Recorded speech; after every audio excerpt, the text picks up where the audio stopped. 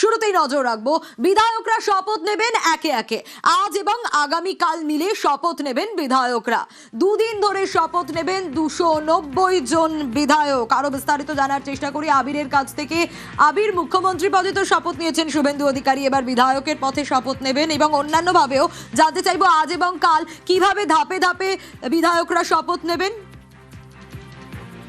বিধানসভাতে শপথ গ্রহণ করানোর পদ্ধতি রয়েছে, সেই পদ্ধতি যেটা বিধানসভার রুল বুক তা মেনেই শপথ গ্রহণ পর্ব করানো হবে।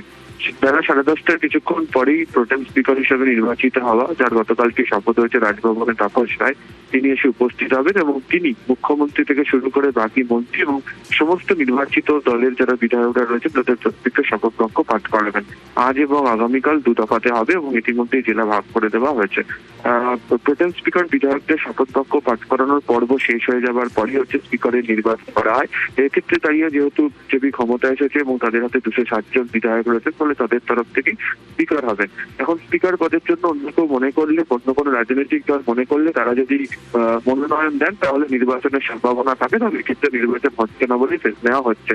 এবার নিয়ম হচ্ছে যখন স্পিকার হিসাবে যিনি মনোনীত হবেন তাকে হাউস অফ দ্য লিডার অর্থাৎ মুখ্যমন্ত্রী এবং লিডার অফ অপোজিশন, এক্ষেত্রে শোভনদেব চট্টোপাধ্যায়, তারা দুজন স্পিকার পদে মনোনীত ব্যক্তিকে স্পিকারের আসনের দিকে নিয়ে যাবেন এবং বিধানসভার একটি রীতি রয়েছে যে তাকে ডান দিক দিয়ে তার চেয়ারে নিয়ে গিয়ে তাকে বসানো হয় এবং যিনি প্রধান স্পিকার হন তিনি বাঁ দিক দিয়ে নেমে গিয়ে অধিবেশন কক্ষে চলে যান। এই পদ্ধতিও বজায় রাখা হবে। কিন্তু এই গোটা প্রক্রিয়া শুরু করার জন্য আজকে থেকে শপথ গ্রহণ প্রক্রিয়া শুরু করাটা জরুরি।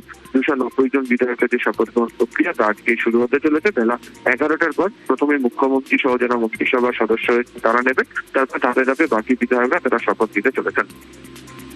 বেশ।